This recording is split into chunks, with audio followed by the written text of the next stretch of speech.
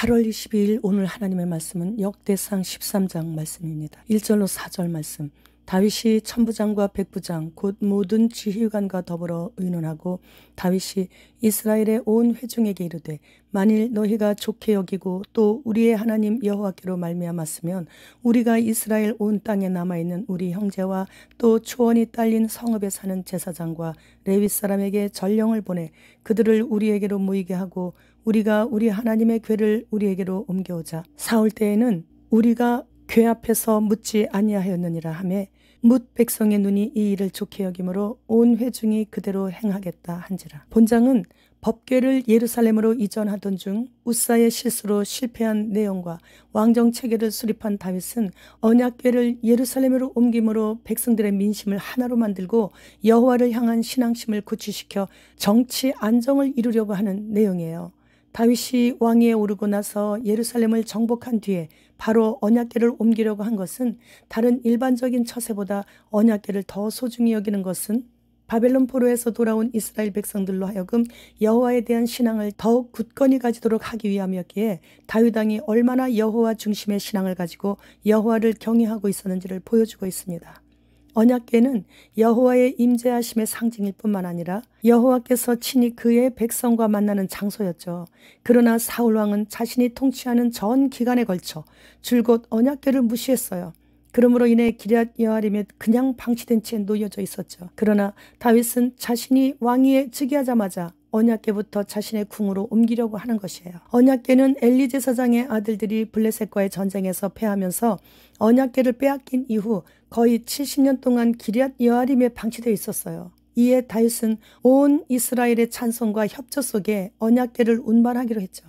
다윗 왕과 백성들의 선한 의도와 뜨거운 열정에도 불구하고 언약궤의 예루살렘 운반은 예기치 못한 우사의 신성 모독적인 행동으로 말미암아 중단되고 말았습니다.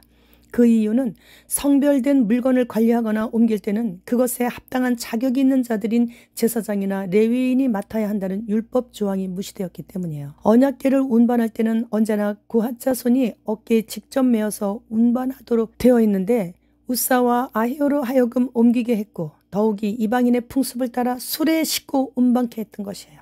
그런데 기돈의 타작마당에 이르러서 갑자기 소들이 뛰므로 언약궤가 넘어질 것 같아서 우사가 급하게 손으로 붙잡았더니 그 자리에서 하나님의 진노로 인해 직사하고 말았어요. 하나님의 일은 하나님께서 정해주시는 하나님의 방법이 있어요.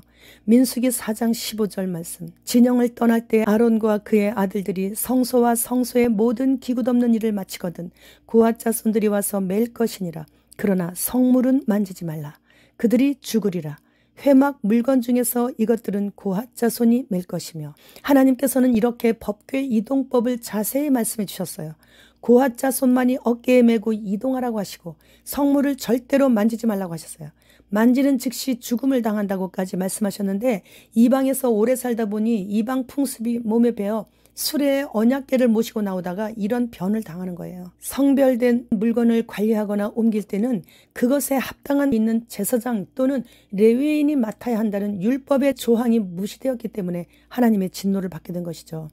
다윗은 이 모든 상황에서 너무나 놀라 언약궤를 자신의 궁으로 모시지 못하고 고핫 자손인 오베데돔의 집으로 메어 옮겨가게 했는데 3개월도 안 돼서 하나님의 풍성한 복이 차고 넘친다는 소식을 듣자 다윗 왕과 백성들은 자신들의 행위에 대한 철저한 반성과 하나님의 존엄성을 깨닫게 하는 계기가 되었던 것이에요. 후일 다윗은 다시 언약궤를 고핫 자손의 어깨에 메어 예루살렘으로 옮기고 풍성한 잔치를 열었죠. 사울 왕은 때때로 악신이 들어와 고통을 받았는데 그 와중에 다윗을 죽이려고 또 쫓아다녔고 블레셋의 압제와 주변 여러 족속들의 빈번한 침략으로 인해 전투에 참여하기에 바빴어요.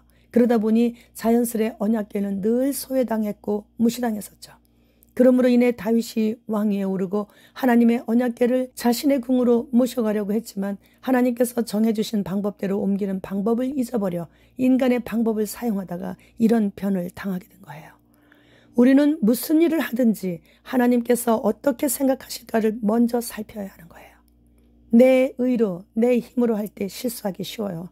이제는 실수하고 고치고 할 수 있는 시간이 우리에게 정말 얼마 우리에게 정말 얼마 남지 않았습니다. MIT 연구원들이 신경 신호를 통해 사람이 생각하고 말하고 싶어하는 것을 정확히 인식하는 또 다른 나 자신의 분신인 알터 에고 장치를 공개했어요. 음성이나 움직임 없이 생각만으로 매장에서 물건도 살 수 있고 TV 채널 선택까지 할 수 있는 그런 기기입니다. 미국의 사탄교회에 처음 입교한 사람을 사타니스트라고 부른다고 해요. 그리고 몇 단계 진급하다가 최고의 위치까지 올라가게 되면 마가라고 부른대요. 그런데 트통의 모자는 마가라고 쓰여진 네피림의 피 또는 네피림의 DNA라는 상징을 한 빨간색 모자를 쓰고 자신은 신의 택함을 받았다고 자랑스럽게 말하고 있어요. 또 그는 바벨론이라는 글이 적혀있는 빨간색 모자를 쓰고 사진도 찍어요. 그는 어느 프로에서 사회자가 트통이 성경을 좋아한다고 하는데 어떤 구절을 암송하고 있는지 한번 암송해 보라고 권하자 그런 것은 지금 말할 때가 아니라고 하면서 회피하는 걸 봤어요. 또한 그는 잘못을 했으면 회개할 것이 아니라 다시 안 하면 되는 것이래요. 따라서 그는 회개하지 못하는 사탄의 시, 즉 어둠의 자식임을 스스로 시인하는 것이에요. 보잉 737 여객기의 조종사를 로봇으로 대체하기 위해 모의 실험을 지금 하고 있습니다. 이젠 승객들은 비행기를 타기 전에 필히 기도하고 타야 하겠습니다. 주님, 곧 오십니다. 주님, 어서 오시옵소서. 마라나타.